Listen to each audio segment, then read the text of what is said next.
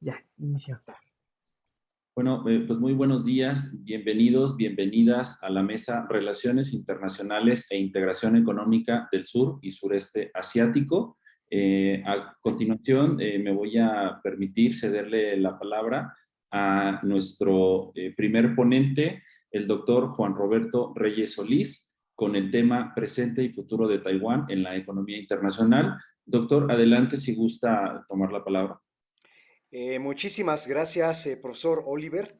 Verdaderamente, pues un gusto de compartir aquí esta mañana y con los colegas. Un saludo también a Carla, a Sigfrido, desde luego a nuestro colega Marcelino allí, a Ana Giulia y después también a Carlos Agustín y también a nuestra acompañante que está con la denominación de AMEI 9 y pues aquí comentando, ¿no? Su servidor pues tiene la siguiente formación.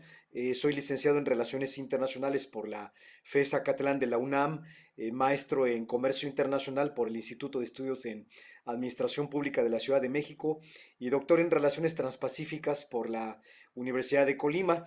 Ya en nuestra trayectoria, pues también con participación académica en distintas instituciones de educación superior de nuestro país. Actualmente funjo como profesor de tiempo completo en la Universidad de Anáhuac, Querétaro, en la Escuela de Relaciones Internacionales. Soy especialista en China, Asia Oriental y temas económicos globales. Comentarista en radio aquí en la ciudad de Querétaro y también, pues también un detalle, promotor de actividades de Taiwán aquí en la región del Bajío, aunado a algunas actividades de participación en esa zona, tanto en China como en Taiwán. Y bueno, son los datos generales de su servidor. Esta mañana aquí nos ocupa participar con una conferencia denominada así, Taiwán, presente y futuro en la economía global. Un caso que llama la atención seguramente si todos hemos visto las dinámicas de estos últimos días, ayer, antier, específicamente por las declaraciones sobre este tema que es Taiwán, relacionadas con Joe Biden, declaraciones de Joe Biden sobre ir en presunto auxilio de Taiwán en caso de que hubiese alguna acción armada de China, una invasión, etcétera. Quisiera comentar este aspecto, pues el tema se presta también a las especulaciones que hay sobre el contexto futuro y también las que tienen que ver con una posible situación con China continental o la República Popular China. En estos, vamos a decir, 10, 13 minutos o 15 más o menos que estimamos llevar adelante esta participación, vamos a hablar de todo ello. Pues bueno, primero que nada, un poquito para entrar en el contexto contemporáneo de la isla. Fíjense que pues seguramente estarán en el mismo circuito que su servidor. Yo he visto, y también por estar allá en ese lugar, Taiwán tiene todos los elementos para ser de facto un país independiente, un país soberano más bien. Tiene población, tiene su territorio, claro, y también tiene su gobierno, en este caso liderado por Tsai Ing-wen, la presidenta que está actualmente en el poder y que su mandato dura hasta el año de 2024. En este caso, así específicamente ella como representante del Partido Democrático Progresista de allá de Taiwán, tiene este mandato que viene siendo el segundo, y entonces enfrenta una situación complicada, dado que China, la República Popular, básicamente ha estado dentro de una guerra de declaraciones que tienen que ver con la integración de la isla a la soberanía nacional, lo cual también es un aspecto legítimo, es una disputa bien, bien fuerte que no se resuelve y que además en los últimos días, semanas, se han visto incursiones de aviones de la Fuerza Aérea China, del Ejército Popular de Liberación y esto también en lo que sería considerado el espacio aéreo de Taiwán. Pues bueno, la isla vive constantemente con esta dinámica. Les quería decir, estuve por allá la última ocasión en 2017 y previo al viaje, pues también así como que pues un poquito ciscado por las tendencias de los medios, las noticias, se veía uno como con cierta paranoia, temor de estar por allá. Una inquietud personal era de qué tal si estamos por allá y de repente China invade y nos quedamos, no sabemos qué va a pasar. Pues bueno, yo creo que es también parte de la guerra psicológica que existe entre las dos partes, desde luego con una intención de generar un espíritu de que pronto puede haber conflicto o puede estallar en cualquier momento. Entonces, ahí lo que vimos platicando con colegas de la National Taiwan University, del área de ciencias políticas y también de relaciones internacionales, nos decían que esta situación ya tiene mucho tiempo en desarrollo, años que siempre están pues amaneciendo con noticias de ese tipo, igualmente con rumores, pero hicieron una valoración ya de que pues como las dos partes, tanto Taiwán como China continental, son mutuamente interdependientes en inversiones, comercio, trabajadores, proyectos económicos, en fin, muchísimas cosas. Sería quizás hasta cierto grado inviable la expectativa de que hubiese una acción militar. Valorando estas circunstancias, igual el ejército en Taiwán se ha preparado y muestra músculo. También se menciona la compra de armamentos a los distintos gobiernos que ofrecen esas facilidades, y más porque Taiwán está aislado prácticamente de muchas y numerosas condiciones que pueden facilitar su seguridad, pero pues sí se han comprado armas de distintos proveedores. Entonces, un escenario de esa índole de momento haría pues 2021 imposible una circunstancia de una invasión, quizás igual pensando 2022, etcétera, cuando también China Popular ha incrementado sus capacidades para al sur del territorio nacional estar materialmente al alcance de una pues posible acción de ese tipo. Fíjense que pues ahora que se habla de esta área, le llaman todos el estrecho, el estrecho del sur, o el mar del estrecho sur de China, y que involucra a las dos partes. Esta misma expectativa que comento tiene otra posible salida, que es de parte de China continental integrar a Taiwán bajo el modelo que conocimos para Hong Kong, que es el de un país, dos sistemas, cosa que los miembros de la clase política de Taiwán pues están en contra, y muchas otras cosas. Entonces, aquí está una pelea de puntos de vista, y pues amén de todo ello, la isla de Taiwán, para entrar en el contexto que nos ocupa, es, pues lo pudiéramos denominar incluso un país, ¿sí? Este viejo tigre asiático que en los 80 sorprendió con mostrar el éxito de un milagro económico muy interesante, donde la economía ha estado orientada al sector exportador y que ha generado grandes ingresos. Permitió como elemento básico pues ir incrementando los niveles de la economía nacional, el Producto Interno Bruto, el ingreso per cápita, desde luego la paridad de poder adquisitivo. La economía de Taiwán se fue transformando de una manera muy interesante, una base tecnológica que es pues en alguna forma y en cierto momento similar a la de la República Popular China. Sin embargo, por estar aglomerada en un territorio pues pequeño, no mayor a 500.000 kilómetros cuadrados, permite que pues la industria se disemine en el territorio, vamos a llamarle también nacional, de una forma fácil, que las inversiones fluyan, y al mismo tiempo mencionar que el sector de los servicios fue también creciendo de una manera fabulosa. Pues bueno, de ahí dando grandes saltos hacia casi estas expectativas de estos últimos años, solamente habría que ver que este, digamos, dinamismo económico que ha tenido la isla ha sido muy bueno y ha sido resaltado más allá de un milagro económico. Se ha pensado cuál ha sido el secreto que está detrás de todo ello, y pues mucho tiene que ver el respaldo del Estado, las políticas de estimulación, de fomento a las industrias, a los agronegocios, al sector de los servicios, y también esta cuestión de enfocarse al exterior a través de exportaciones y la atracción de inversiones ha sido interesantísimo.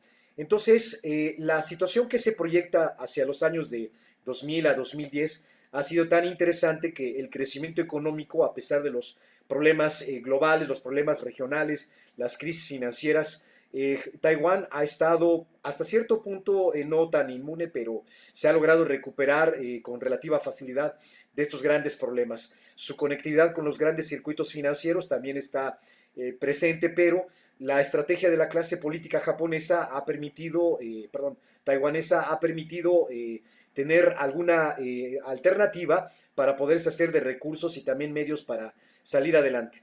Mientras esto ha pasado, en 2005 China estableció una ley antisecesión, perdón, dirigida particularmente a evitar pues la independencia de la isla. Lo que pasa es que también del lado de la isla ha estado presente el discurso entre los dirigentes políticos que están mencionando pues proclamarse un país independiente, y por lo tanto una tarea persistente que es la formación como un Estado soberano. Entonces, distintos intentos en la Organización Mundial del Comercio, en las Naciones Unidas y otras tantas entidades multilaterales, donde la respuesta ha sido prácticamente que no, porque obviamente se reconoce solamente el estatus de una China oficialmente. Así las cosas, pues llegamos hasta el año de 2020, donde previo entre 2016 y 2020, gobernó también esta mujer que es Tsai Ing-wen, de este mismo partido, el Democrático Progresista en Taiwán, y ha tenido también la preeminencia de superar a un partido clásico que es el Kuomintang, que ha ido pues a la par de las circunstancias, pero quedó desafortunadamente en una circunstancia adversa en las elecciones tanto de 2016 como las de 2020. Esta expectativa de 2020 da continuidad al hecho de que Taiwán maneja esta posición de no estar acercando a la posición china, también de estar manejando un país, dos sistemas, que para lo cual la solución de Beijing en este caso sería, si quisiera integrarla, pues sería un mecanismo de que en algún momento llegue una fuerza política simpatizante también con Beijing para que pueda darse esta posibilidad de integrarse. La sociedad en Taiwán está dividida, pero aquí querría decir, antes de tratar el tema económico, que las actuales generaciones están tan desconectadas de lo que representa el pasado, esta misma situación de la disputa que incluso estamos mencionando con estas características, que pues parece ser que no están muy, pero muy asociados o ligados. Parece ser que es un problema de generaciones como la de Xi Jinping, que ya es pues mayor, ya por ahí de los 60 y tantos años, y también de Tsai Ing-wen, que tiene más o menos la misma edad, está arriba de los 60. Entonces, conflictos que más o menos se pueden ver en esa modalidad. Sin embargo, las actuales generaciones, me atrevo a decir, están tan desconectadas en la isla de Taiwán que quizás el futuro político pueden causar hacia expectativas donde se puede ir casi, casi como un país independiente, pero es igualmente especulación. ¿Qué vemos en economía hoy en día en la isla que tiene poco más de 23 millones de habitantes? Fíjense que es, de acuerdo con distintos rankings y también ponderaciones de las métricas internacionales que son bien interesantes, está considerada como la séptima economía de Asia y también se ubicó en el nivel 22 por el tamaño de su Producto Interno Bruto. Está en el número 33 en el Producto Interno Bruto per cápita, y este nivel pues es interesante ya que el indicador que se marca en dólares, el más reciente, y así mezclando cifras incluso de 2019 y 2020, rankea casi los $25,000. Es un índice muy interesante. Y además, en el índice de desarrollo humano, otro detalle, el puntaje que tienes de 0.911, entonces es alto. Esto quiere decir que representa una muy interesante en este ámbito del desarrollo humano, y además todavía alcanzaron cuando estaba el ranking Doing Business, que la edición hasta donde se llegó es la de pues, 2020 porque ya se discontinuó, en el número 13. Entonces, un territorio ideal para hacer negocios, y entonces marca más o menos la expectativa de que los éxitos económicos plantean que Taiwán es un terreno fértil para proyectos económicos de toda índole, infraestructura, apertura de empresas, inversiones extranjeras, también en el sector bursátil nacional, que es algo también llamativo. También tenemos otras cuestiones en los agronegocios, las industrias que están renovándose, el sector de servicios, en fin, tantas cosas. Y bueno, derivado de ello, hoy en día es líder la isla en por lo menos 11 rubros mezclados de alta tecnología y de manufacturas, donde tenemos bienes de todo tipo. Estas industrias o rubros que estoy mencionando abarcan desde productos, vamos a decir, de la industria ligera, como bicicletas, manufacturas o productos más sofisticados como computadoras, equipos de telecomunicaciones, teléfonos móviles, incluyen motocicletas, hay equipo audiovisual, aleaciones, semiconductores que son actualmente estratégicos por las condiciones que se viven en la economía global, ya están en la nanotecnología y también en el área de la optoelectrónica. Tantas cosas que hay así tan interesantes y que hacen ver que tienen industrias punta bien llamativas. Y por otro lado, buena parte también de lo que se produce en estos rubros están incluidos en sus exportaciones distintos productos. Entonces, Taiwán se caracteriza por exportar al mundo desde semiconductores, productos petroquímicos, automóviles, autopartes, barcos, equipos de comunicación inalámbrica, pantallas planas, acero, productos electrónicos, en fin, es vastísimo. Y en contraste, pues importa petróleo, partes de semiconductores o elementos para fabricarlos, gas natural, carbón, algunas computadoras, equipos de comunicación inalámbrica, materias primas y también automóviles. Entonces, está más o menos así diversificado lo que hay y proyectando pues de este momento que es 2021 y que conforme pasa el tiempo, Taiwán ha logrado afianzar, fíjense, pues socios comerciales que son estratégicos, casualmente y contemplando o denominando a China como un, vamos a decirlo, país extranjero por dar una denominación. Buena parte de las exportaciones de Taiwán están comprometidas en el territorio continental, cerca del 27%, y pues han estado fluctuando, han bajado por ahí a los últimos momentos al 19%. Japón también está presente con un componente pues que ha ido creciendo al 17%. Están los Estados Unidos con el 12%, la Unión Europea con poquito más del 10%, y así el resto es ocupado por el resto del mundo, donde se distribuyen distintos componentes, y entonces los socios comerciales, como se pueden dar cuenta, están pues diversificados.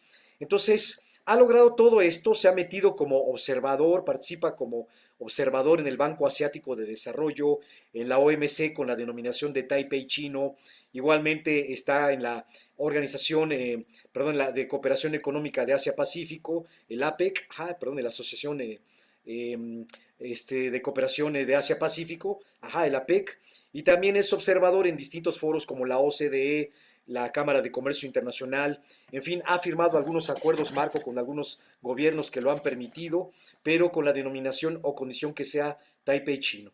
Entonces, esta situación que hay en la actualidad y que haría ver que se trata de una isla con un perfil muy interesante, prometedor e interesante en lo general hacia la cuestión socioeconómica, refleja algunas cosas que les quiero comentar.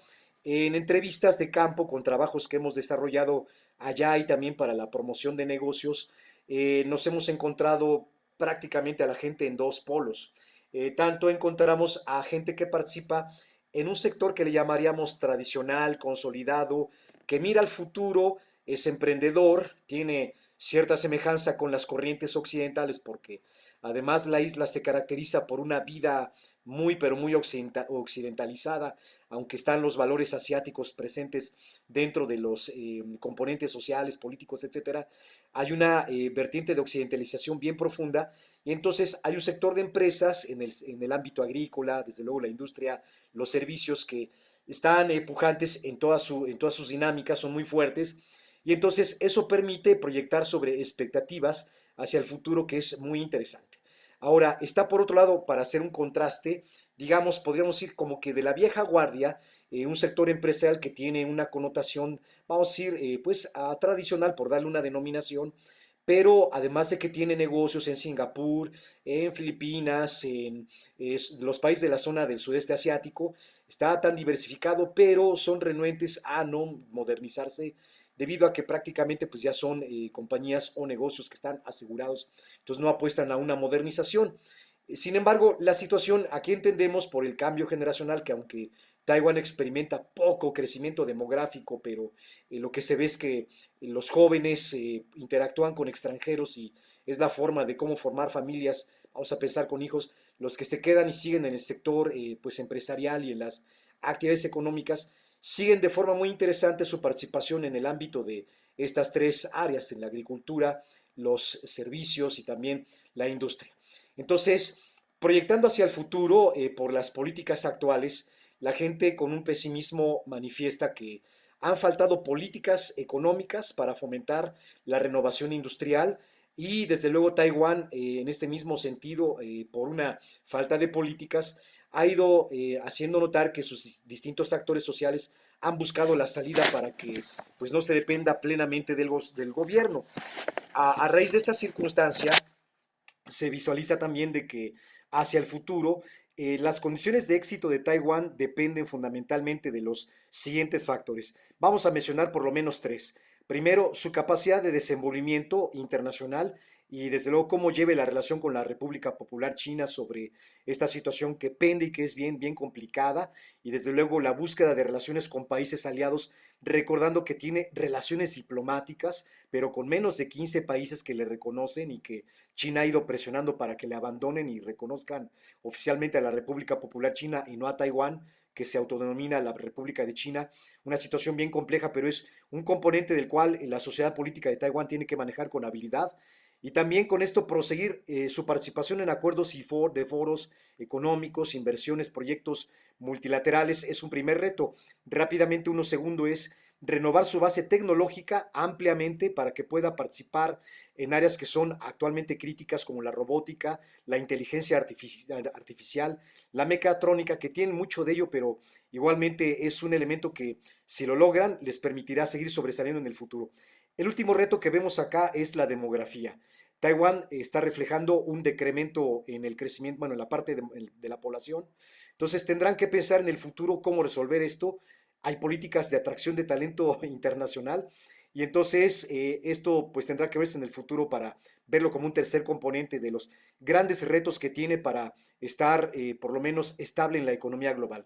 Hasta aquí lo dejaríamos precisamente por el tiempo. Agradezco las atenciones para proseguir con la siguiente intervención de nuestros colegas. Muchas gracias por sus atenciones.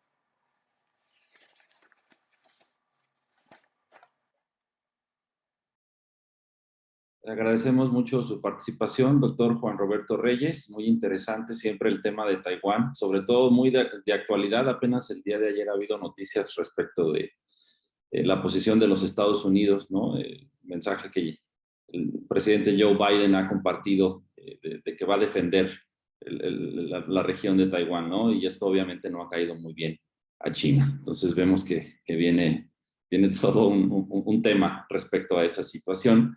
Y continuando con nuestro programa, me permito presentar a continuación nuestra siguiente ponencia, intitulada El rol de los grupos empresariales coreanos y mexicanos en la definición de intereses comerciales para la formalización de un acuerdo de libre comercio entre México y Corea del Sur, 2001-2018, presenta la doctora Carla Noemí Padilla Martínez, a quien me permito cederle la palabra.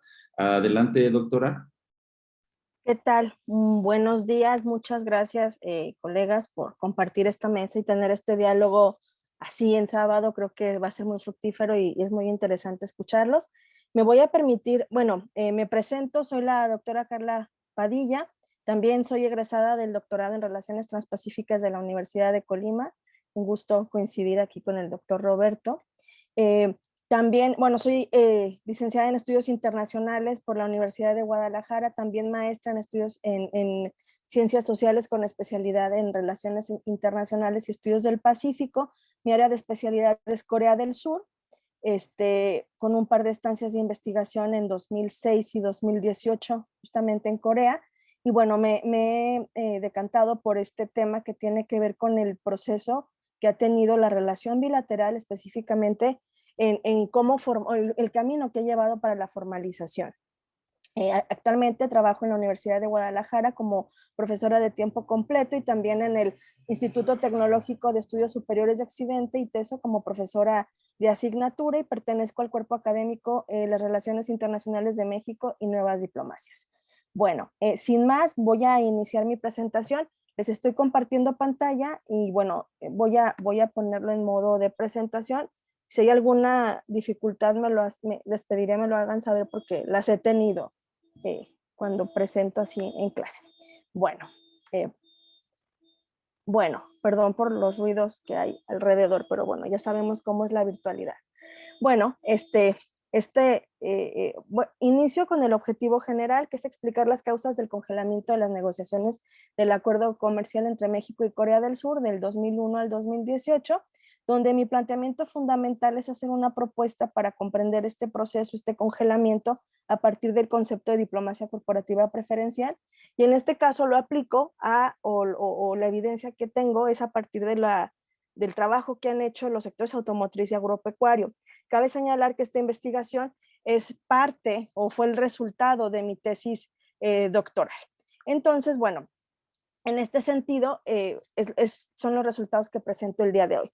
Bueno, ¿por qué existe un congelamiento en estas negociaciones, en esta formalización de un acuerdo bilateral entre México y Corea del Sur? Bueno, hay algunas razones algunas ideas iniciales de las cuales yo parto. Primero es que, bueno, existen 15 tratados en la relación bilateral, 12 son bilaterales y 3 multilaterales, y bueno, abarcan varios ámbitos, económico y de cooperación en otras áreas. Hay una ausencia de un acuerdo o una formalización del acuerdo entre México y Corea del Sur, lo cual Sin embargo, no es un obstáculo para categorizar la relación como una de las más importantes en América Latina, ¿sí? Se observa también en esta relación bilateral que hay cámaras y grupos empresariales que son parte de sectores estratégicos y que han tenido algún tipo de injerencia o algún tipo de influencia en la negociación comercial bilateral. Estos grupos yo parto de la idea de que los grupos empresariales no solamente son actores económicos, sino también son actores políticos, pues plantean intereses y posturas específicas antes, durante y después de un acuerdo comercial, ¿sí? Ha habido pues en este proceso una desconfianza, rechazo y desinterés de la iniciativa privada, específicamente de la parte mexicana, y de los sectores automotriz, electrónico, metalmecánico, siderúrgico y petroquímico, que ha sido una constante frente a esta formalización o a dar el siguiente paso con Corea del Sur. Es importante mencionar que aquí, bueno, la relación de México con Corea desde 1990 hasta el 2018 vemos que es una relación creciente, ¿sí? En momentos crecen en más porcentaje o en más medida, ¿no? Hay años con mejores desempeños, sin embargo vemos que ha sido constante este crecimiento. Yo parto de una idea de que hay al menos dos causas del congelamiento de esta relación bilateral. La primera es la resistencia e intereses de los sectores automotriz en México y el sector agropecuario en Corea del Sur. Hay una resistencia importante. El otro factor es la relación económica e intercambio comercial que tenemos actualmente y que es relativamente importante entre ambos países. Es decir, es una relación que ha ido creciendo, es una relación que se ha ido consolidando y que no ha requerido de ninguna manera, digamos, una formalización o no han caminado. ¿Por qué? Porque ha ido creciendo, ¿sí? Aquí partimos, o estas dos ideas podemos enmarcarlas en en una práctica en particular, la diplomacia corporativa preferencial. Bueno, la diplomacia corporativa preferencial es una estrategia diplomática que una empresa o grupo empresarial, cámara o sector económico realiza por invitación o convocatoria de un gobierno en una delegación nacional en diversos foros, antes, durante y después de una negociación bilateral o multilateral, ¿sí?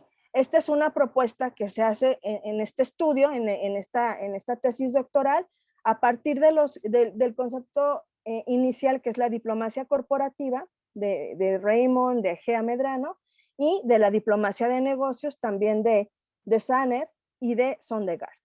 Bueno, entonces la diplomacia corporativa preferencial, las negociaciones, la información y el veto también son conceptos que juegan un papel importante en este estudio. Todo esto se enmarca en una perspectiva teórica que es el juego de los dos niveles de Robert Putnam. Bueno, aquí yo identifico algunas fases importantes en la relación bilateral. Primero, en 2001 al 2004 hay una etapa inicial de reconocimiento, de búsqueda de estos primeros encuentros, ¿sí? Se da a través de la Comisión México-Corea Siglo XXI y donde se hace como un estudio previo de cómo están las condiciones en la relación bilateral. La segunda etapa es una etapa de afianzamiento de intereses y posturas después de estos estudios. Hay un segundo grupo conjunto de expertos que hacen una valoración un poco más profunda que la primera para evaluar las condiciones concretas de cómo está la economía y cómo están las posturas de los actores respecto a la relación bilateral. La siguiente etapa es de 2006 a 2008, donde se dan ya más bien se dan las formalidades, ya se dan las negociaciones y las charlas directas para concretar el acuerdo de libre comercio. Sin embargo, después de 2008, ya a partir de 2009 a 2018, se observa que ya no se ha vuelto a tener esta gran iniciativa o este acercamiento para la formalización, ¿sí? Y se observa entonces un congelamiento en las negociaciones. Aquí vemos, pues, voy a tratar de llevar esto rápido. Bueno, el sector automotriz, ¿no? Tanto en México y Corea, pues tienen un alto grado de dependencia al comercio exterior, tienen una vulnerabilidad también importante a la competencia internacional y también están relacionados esta vulnerabilidad a los tratados internacionales. En el caso de México, También estos tres elementos se ven presentes en el sector agropecuario, también es vulnerable a la competencia internacional y a los tratados, pero también tiene un grado muy importante de dependencia del comercio exterior. Mientras que la República de Corea, en el caso del sector agropecuario, el grado de dependencia del comercio exterior es diferente que el que tiene México, porque Corea no solamente exporta, sino que también, más bien recibe, no exporta, más bien es un consumidor importante de productos agropecuarios, más bien compra.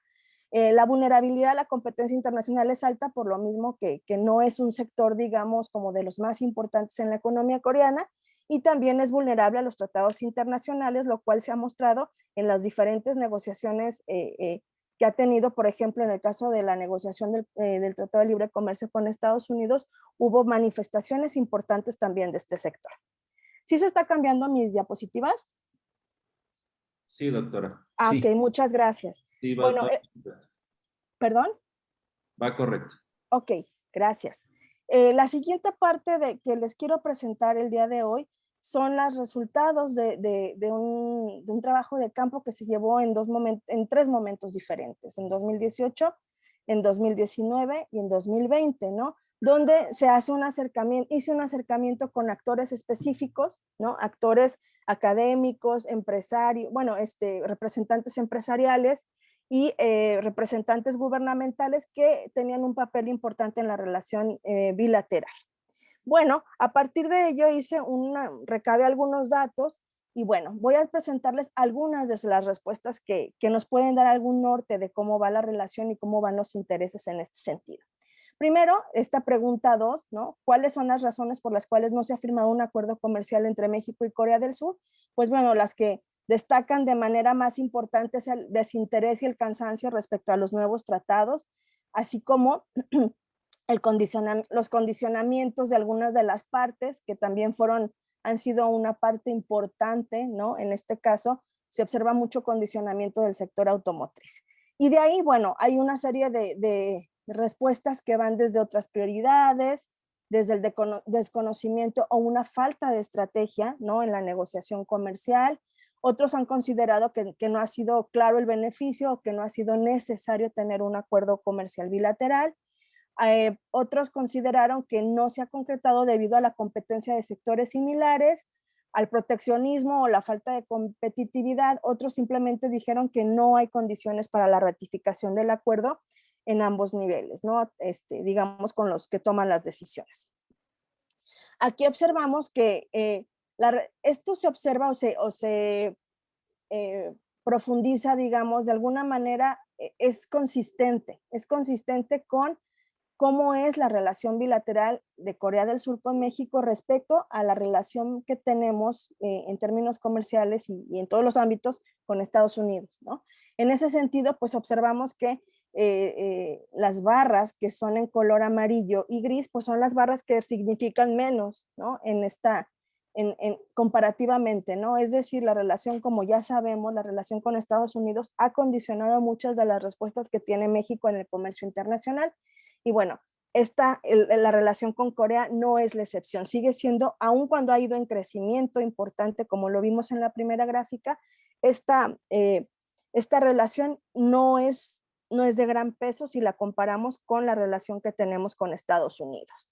Las siguientes respuestas tienen que ver en cómo, cuáles son los intereses de los grupos empresariales, tanto en México como Corea del Sur, y bueno, cuáles son los sectores económicos más interesados, ¿no? En México vemos que el sector agropecuario, el agrícola, el de turismo, manufacturas, minero y autopartes fueron los que se mencionaron. Por el lado de Corea, pues se mencionó el sector automotriz, el químico, petroquímico, siderúrgico, energético, electrodoméstico, electrónico, manufacturas primas e infraestructura y construcción, que esto es de las más importantes y de los sectores que han buscado más el acuerdo porque se verían altamente beneficiados en participar en las compras de gobierno. Bueno, voy más rápido. ¿Cuáles son desde la perspectiva de los beneficios más importantes? Pues bueno, como conocemos o como sabemos cómo se beneficia una relación bilateral, mayor comercio, reducción de aranceles, aumento de certeza respecto a las políticas y leyes de inversión, entre otros. Me voy más rápido. El siguiente, ¿cuáles son las razones de la negativa de los actores que se niegan a la formalización? Primero es la competencia directa en sectores similares, después el proteccionismo, enseguida el apoyo gubernamental a sectores o empresas competidoras, en este caso desde Corea del Sur, este apoyo del gobierno coreano a sus sectores estratégicos, y la cultura y estrategias empresariales de la contraparte.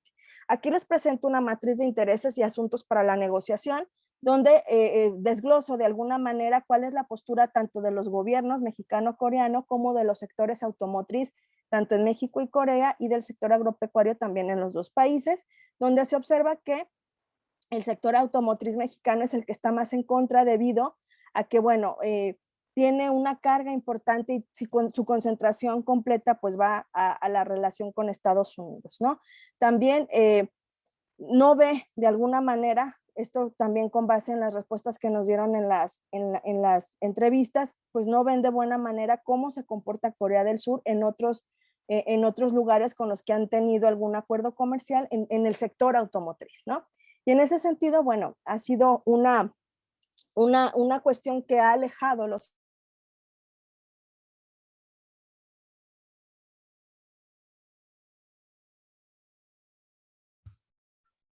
Doctora, su micrófono parece que se Apagó el apagó, micrófono. algo pasó, Doctora. ¿verdad? Sí, Sí.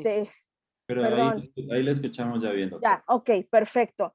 Bueno, me paso esta siguiente tabla para darle más celeridad y bueno, aquí básicamente estudio cuáles son las contribuciones de cada sector y de cada gobierno en el congelamiento, ¿no? Donde, bueno, el sector automotriz mexicano pues buscó alinearse a los intereses de otros sectores para aplazar el acuerdo, y la dispersión de intereses dentro del sector también jugó un papel importante, ¿no? El sector agropecuario mexicano, que es de los que están a favor, pues también se vio de alguna manera con estos grandes intereses del sector automotriz mexicano, ¿no? El sector automotriz mexicano pues dijo no al diálogo al respecto, ¿no? Ha evadido de alguna manera estas búsquedas que ha hecho el gobierno, el Senado y otros actores para impulsarlos a que apoyen este acuerdo. Así pues, la postura en contra se basa en que el sector automotriz y de autopartes de Corea se visualiza como el más beneficiado del Tratado de Libre Comercio y de la relación comercial actual, aún sin tratado, ¿sí? ¿Qué tan probable es que se firme en 2 o 3 años? Bueno, según los autores, los entrevistados, pues están muy divididas las respuestas y bueno, si se fijan, es poco probable, la mayor parte de ellos respondieron que es poco probable, otros respondieron que muy probable, es decir, hay un rango de respuestas muy amplio y esto nos lleva a que hay diferentes respuestas y hay una serie de cuestiones que no se controlan y que no se vislumbra de manera clara qué va a pasar en el corto plazo. Otros factores que han contribuido a esto es un desinterés fluctuante por parte de los mandatarios mexicanos, una importancia o se le dio mayor importancia a la relación con Japón desde el 2004, a la negociación del acuerdo con Japón. También otra cuestión que ha contribuido es la capacidad negociadora de México, que debía dosificarse y entonces priorizó otros asuntos, la falta de voluntad política y capacidad del Estado mexicano para mediar los intereses entre los sectores a favor y en contra del TLC con Corea. Y bueno, voy rápido, la respuesta coreana, bueno, fue generar mayor inversión y en el sector y acercamientos en ferias y eventos a través de otras instancias que no fueran a nivel federal, a nivel nacional, sino a través de sus organismos en México, como COTRA, la Embajada de Corea, y a nivel regional y estatal también ha ido permeando su interés desde los empresarios, desde las entidades subnacionales. Entonces está cambiando también la estrategia desde Corea del Sur y eso también ha contribuido que aunque aún Corea del Sur busque el acuerdo comercial, pues bueno, no se haya logrado. Bueno, me voy un poquito más rápido, si gustan por el tiempo, me voy a las conclusiones. La formalización del acuerdo comercial no será por el camino bilateral, sino a través de caminos como el regionalismo que ofrece la Alianza del Pacífico. Se debe pensar también cualitativamente y redefinir motivaciones que nos acercan a mercados como el coreano. Es deseable que el gobierno mexicano y el sector privado estén preparados para esta formalización. Creo que no lo estamos aún, pero es necesario hacerlo. porque se viene eventualmente en el mediano plazo.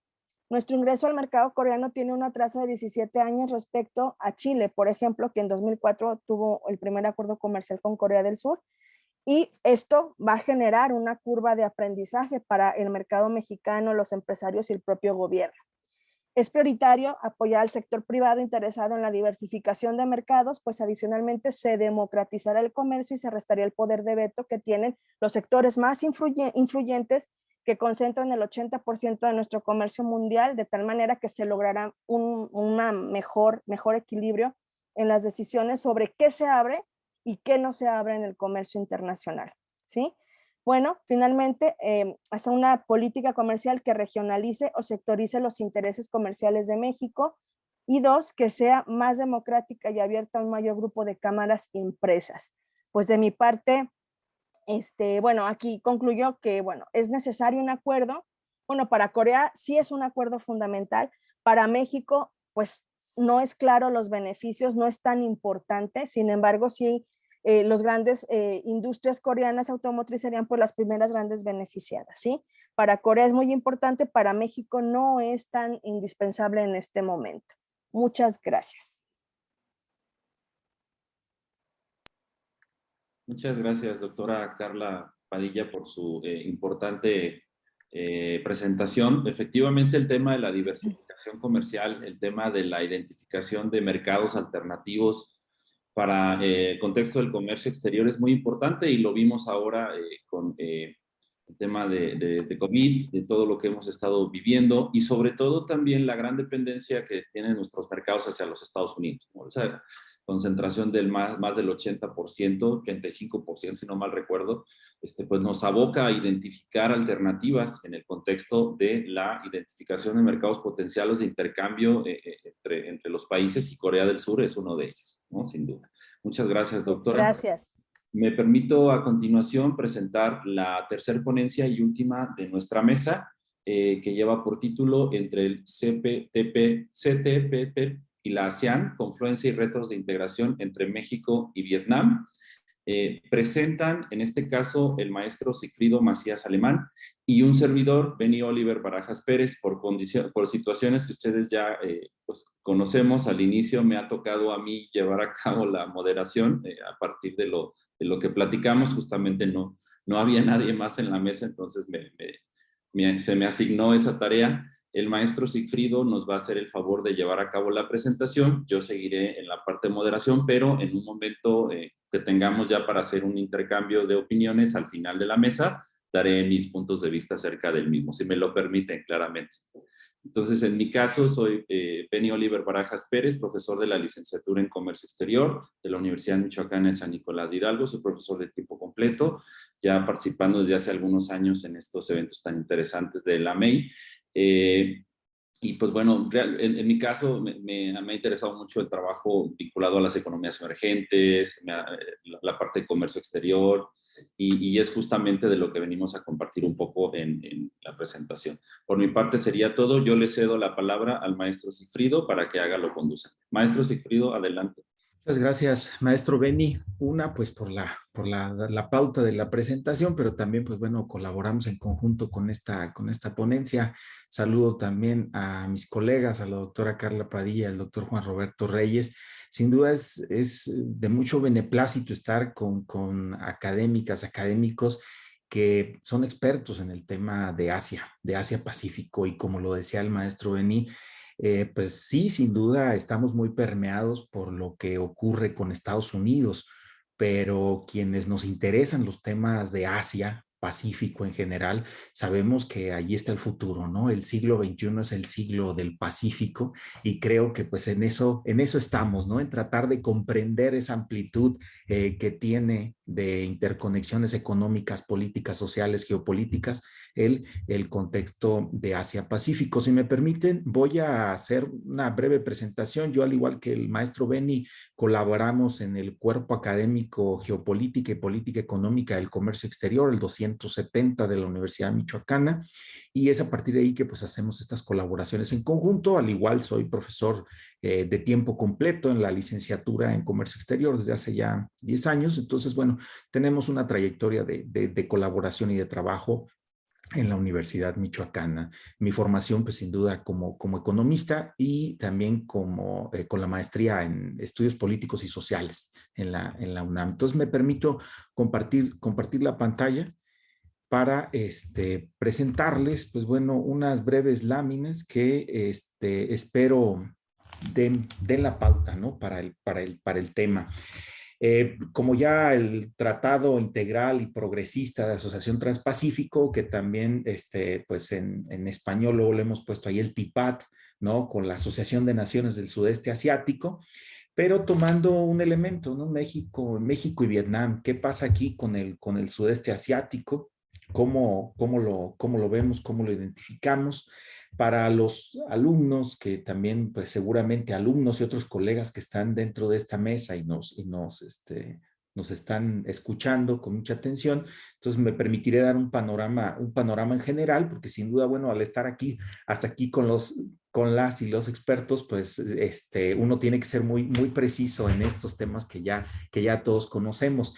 Sin duda es la organización, la ASEAN o ANSEA, dependiendo, ¿no? Si es en inglés o en español, de la más longeva que existe en Asia Pacífico. El 8 de agosto de 1967 se conforma por 5 de sus integrantes originales y esta organización se ha ido adaptando a los cambios, y me gustaría dejar sembrado algo hasta el final que incluso podríamos comentar, compartir, pero lo mencionaba el doctor Juan Roberto, cómo generacionalmente ya ha cambiado Taiwán.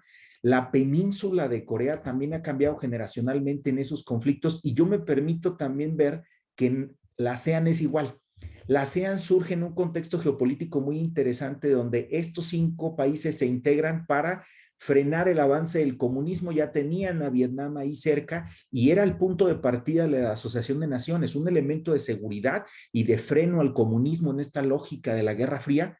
Pero 50 años después eso está desaparecido. La lógica generacionalmente ha cambiado y hoy el interés económico bueno, tan es así que Vietnam se integra en el 97 a la asociación, y los últimos por integrarse, Laos, en el 99, pues ya dejan de lado todos esos conflictos. Entonces, generacionalmente, y esto pues al final no es parte de la ponencia, pero me ha llamado mucho la atención y por eso lo quiero recalcar aquí, porque creo que las 2 ponencias que me han antecedido también han recaído en lo mismo, ¿no? Cómo cambia ya el chip de la península en el caso del sur y del norte, y también en el caso de Taiwán generacionalmente. Acá es algo similar.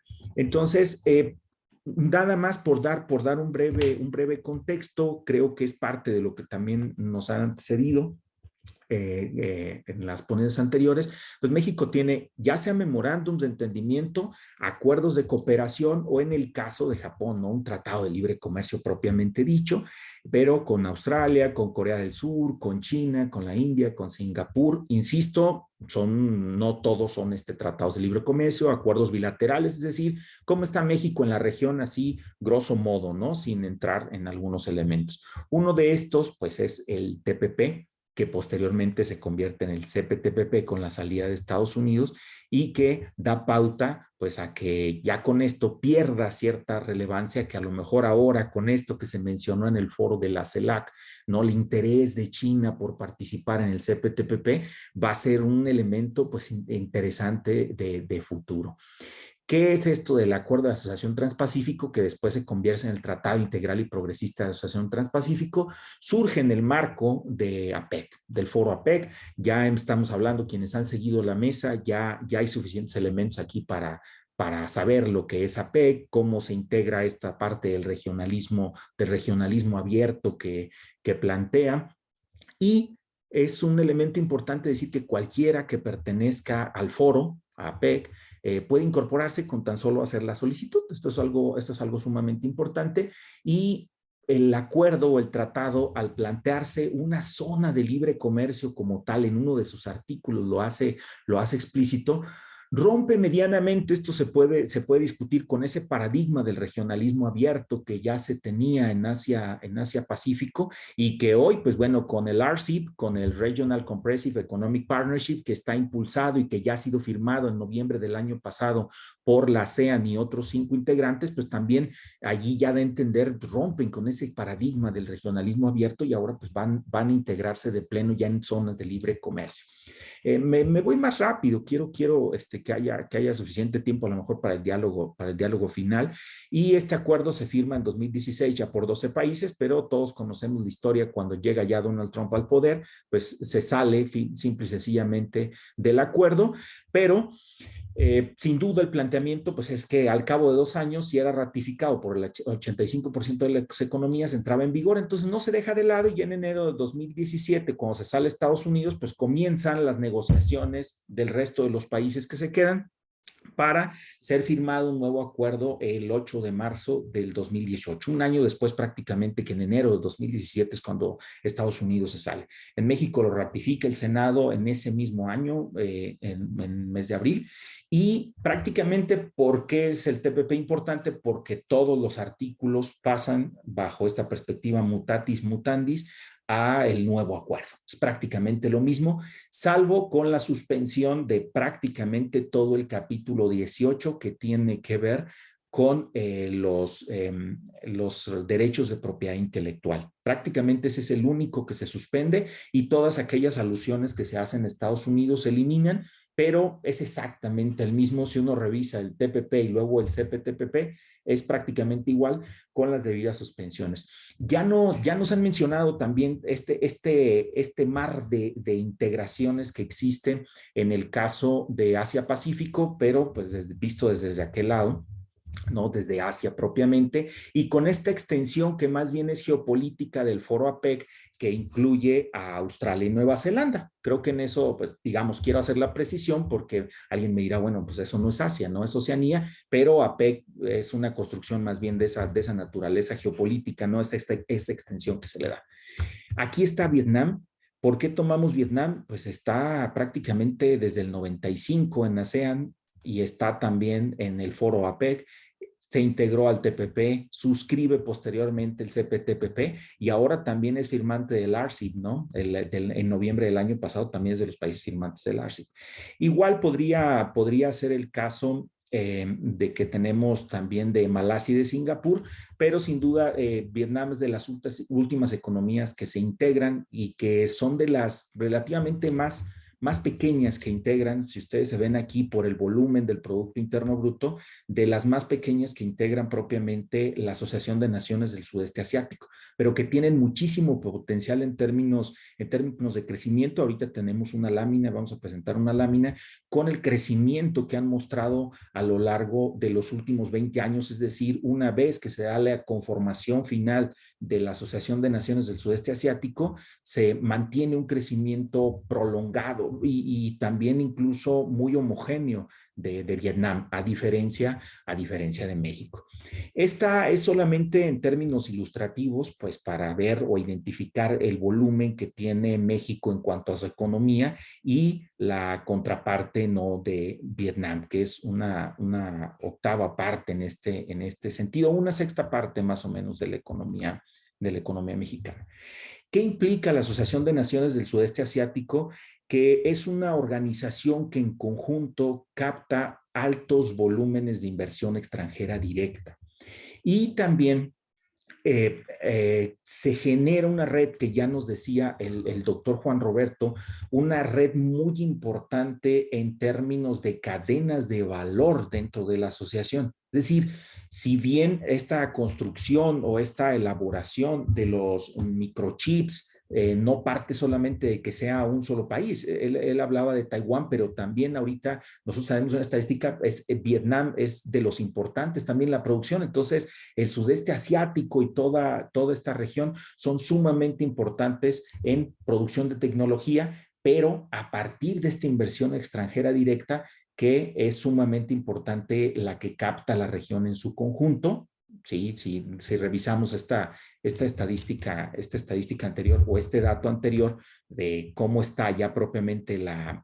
ASEAN conformada y lo que representa México, México es una economía muy grande comparadas con las economías del sudeste asiático, pero las economías del sudeste asiático están captando muchísima más inversión extranjera directa en los últimos años que México, a diferencia de principios del siglo, ¿no?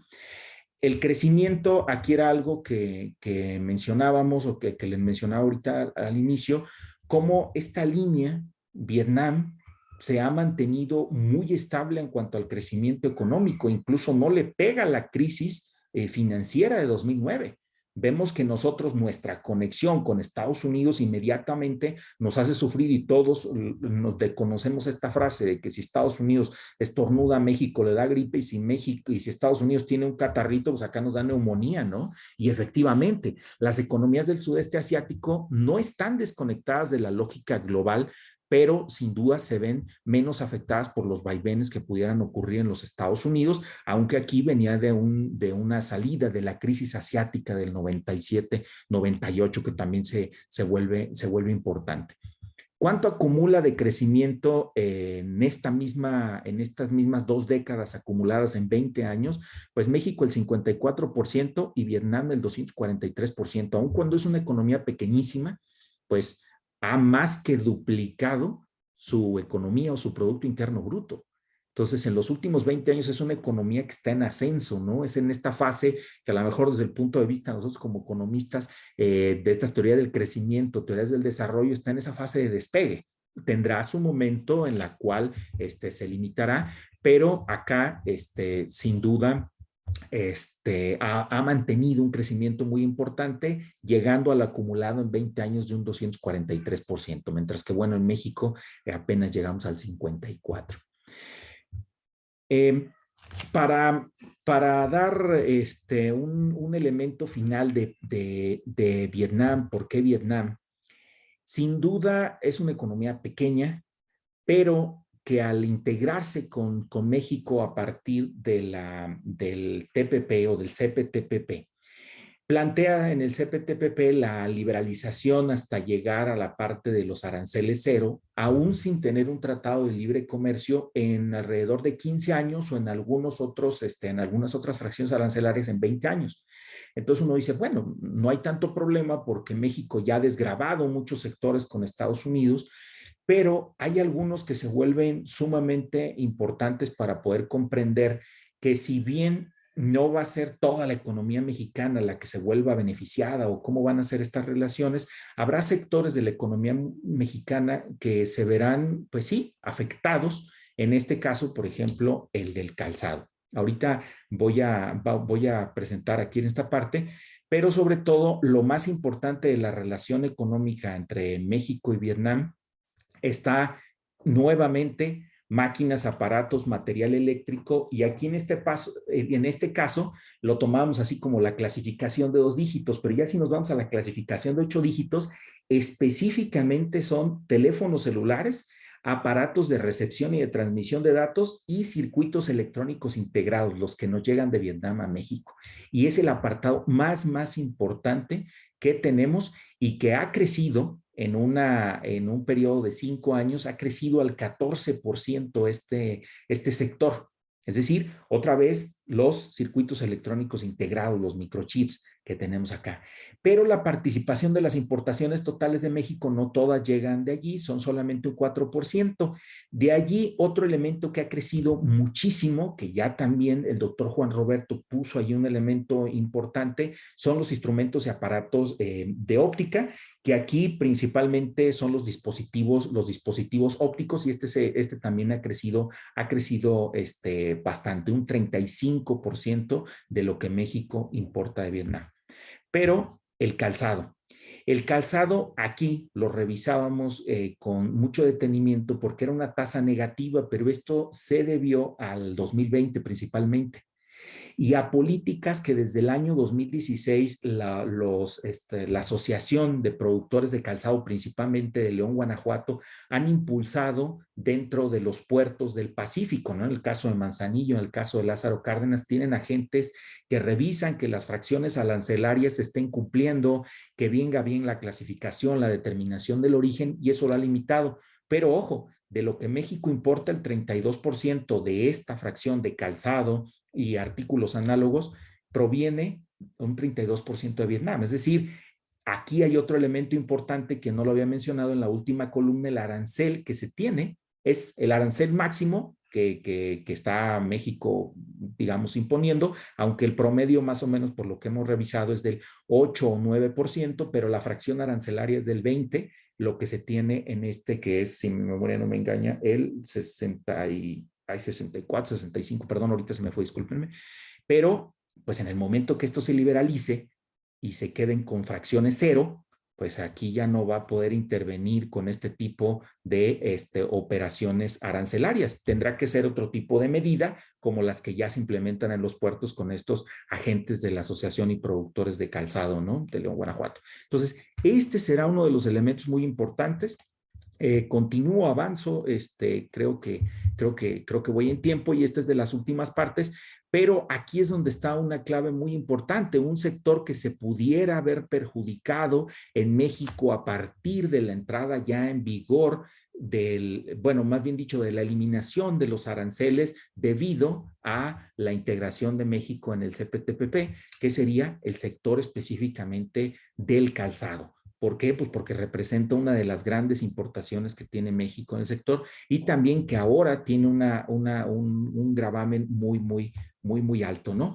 La otra, para los jóvenes que seguramente están aquí, las prendas y complementos, ¿no? Que son también prendas de vestir, tienen fracciones arancelarias muy altas, pero no representan una gran cantidad. Aquí, sobre todo, en la fracción ya de 8 dígitos, lo más importante son las prendas de vestir deportivas, o sea, los jerseys, se producen principalmente en Vietnam. Bueno, para cerrar, queremos comentar esto que ya hemos avanzado, que ya he expuesto. La economía de Vietnam es muy pequeña en cuanto a tamaño respecto a México, pero ha mantenido tasas de crecimiento muy importante.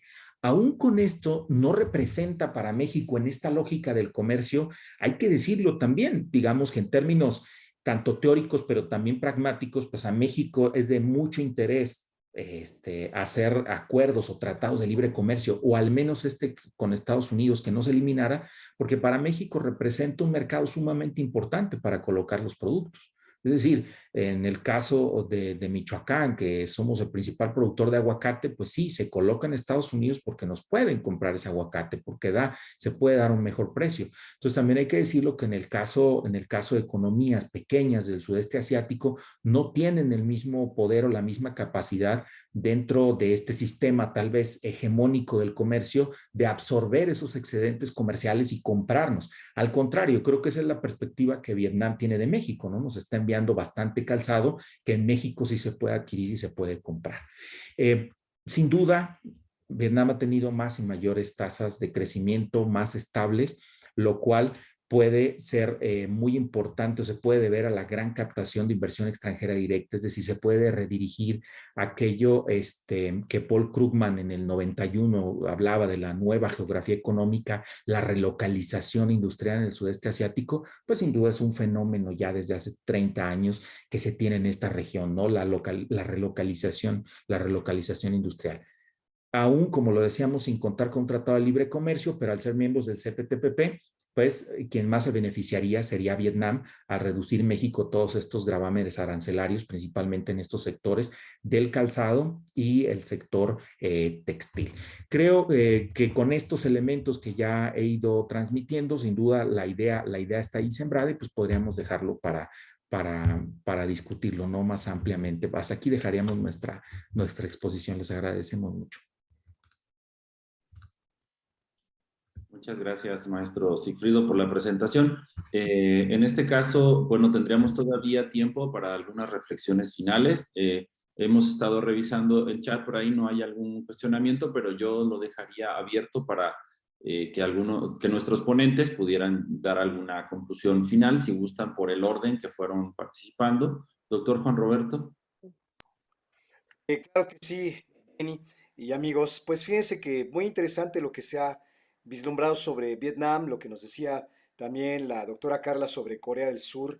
Me hace o llevar a una reflexión que es planteamiento que tiene años en desarrollo y particularmente de fines del siglo XX que visualizaba pues el siglo XXI, el siglo del Pacífico. Creo que lo estamos constatando de diferentes maneras, dinámicas y perspectivas. Aquí creo que pues, los componentes son económicos, comerciales, políticos, geoestratégicos. Ahora que hablábamos de los cambios generacionales, yo creo que todas estas oportunidades, retos, lo que representan para nuestro país, para las dinámicas de las sociedades de allá, de esa zona, tienen mucho que ver con la cuestión generacional. Mi comentario concluyente es este, me pareció sorprendente, fíjense, cuando años atrás estaba interactuando con una colega sobre temas chinos, me decía, mi mamá ya es mayor, no sabe leer ni escribir, cocina muy bien, hablando de una persona que está en Beijing y particularmente tenía una experiencia más o menos por ahí del año 2008-2009, me decía que su generación, se refiere a la de la señora, a la de su mamá, estuvo más bien así como que metida en este planteamiento que hacía de, pues, su generación estuvo atada al pensamiento de Mao, un poquito a lo que vino después en China con Deng Xiaoping y los cambios que empezaban para una reforma, pero que fueron prácticamente metidos a una circunstancia de que muchas cosas no se pueden. La generación de mi colega, que más o menos actualmente tendrá unos 40 años quizás, me llevó a pensar también con las pláticas de que pues su generación está disociada de estas cuestiones que vemos de conflictos, pero que han sido beneficiarias de los éxitos económicos y del crecimiento del índice de desarrollo humano, lo cual les ha beneficiado mucho. Ahora bien, la siguiente generación con la cual también, y aunque bueno, hemos participado en otro orden y con personas que tienen veintitantos años por allá, prácticamente como que el comentario concluyente es algo así, hablando con estudiantes, dicen, si no hubieran existido estos cambios, como los que decía nuestro colega Sigfrido, de integrar una ASEAN a fines de los 60, si tampoco hubiera existido una política, digamos, que transformara a Corea del Sur también desde el decenio de los 60 y prosiguiendo los 70, las generaciones del Asia Oriental ahorita estarían en un contexto pues indescriptible, quizás demasiado pesimista, y la gente de esta generación, la última que menciono y que ha agregado al comentario, me plantea que incluso en esta disputa política, geopolítica, posiblemente militar que hay entre China, Taiwán y los recursos que están aquí presentes, para nada están asociados. Lo que nos hemos encontrado es un pensamiento muy, pero muy diferente, que yo creo que es algo que va a generar el recambio. Ahora sí que en este 2024, cuando llegue ese año, estaremos viendo en varios países cambios en el poder que nos harían pensar en buena parte de los países en el mundo estarían dejando su lugar quienes han tenido una posición dentro de una especie de gerontocracia que nos gobierna a muchos países y que ya con este pensamiento de estas generaciones, pues ya va para afuera. Entonces viene un turno para una generación nueva que va a ir cambiando las cosas, va a constatar el siglo XXI, la región del Pacífico. Entonces, grandes retos, amigos, para las tres dinámicas, las de Taiwán, por supuesto, lo impredecible que pueda haber allí, Corea del Sur, lo fantástico y lo asombroso que es, desde luego con sus luces y sombras, muy interesante ese país, y también Vietnam, que, y en el detalle de rescatar lo que dice el profesor Sigfrido, muy importante para las cadenas de valor, las cadenas de producción, las cadenas de suministro, pero en lo cual yo creo que un reto aquí es en México fortalecer la cultura empresarial y en lo general la cultura de todos para que este tipo de países, Vietnam es fabuloso, es asombroso, tiene muchísimas cosas que puede proporcionar a México y lo que falta pues es los dos nodos hay que conectarlos. Es mi comentario concluyente. Muchas gracias, doctor Juan Roberto. Doctora Carla, adelante. Bueno, se me vienen cuatro ideas rapidísimo. Primero, no todo es China y esta mesa es un ejemplo de eso, lo cual también alienta, ¿no? Y la idea es que los colegas, los estudiantes que están aquí acompañándonos, pues también se lleven eso, ¿no? Necesitamos más estudios de Asia desde otras perspectivas más allá de China, que si bien es un gigante, pero también necesitamos estudiarlos a los otros asiáticos.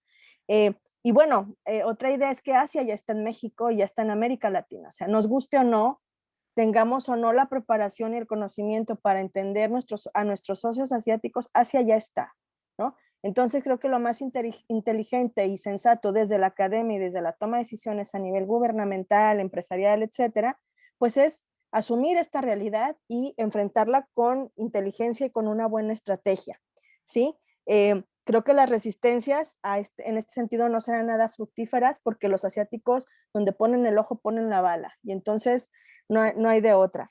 Y lo mejor, bueno, es prepararnos, ¿no? Y creo que estas mesas, estos diálogos que se dan en este tipo de foros son fundamentales para eso, adicionalmente a cómo vienen las generaciones consumiendo y pidiendo más salirnos de lo tradicional, ¿no? Estas generaciones que consumen ahora mucho más Asia que cuando nosotros éramos más jóvenes, ellos ahora consumen en muchos sentidos a Asia, ¿no? Entonces, esta presión desde abajo y este ingreso de Asia a América Latina y a México desde una forma muy pragmática, pues ya está y nos va a llevar a fortalecer estas relaciones, nos guste o no nos gusten. Muchas gracias y un gusto compartir con ustedes y aprenderles en esta mesa.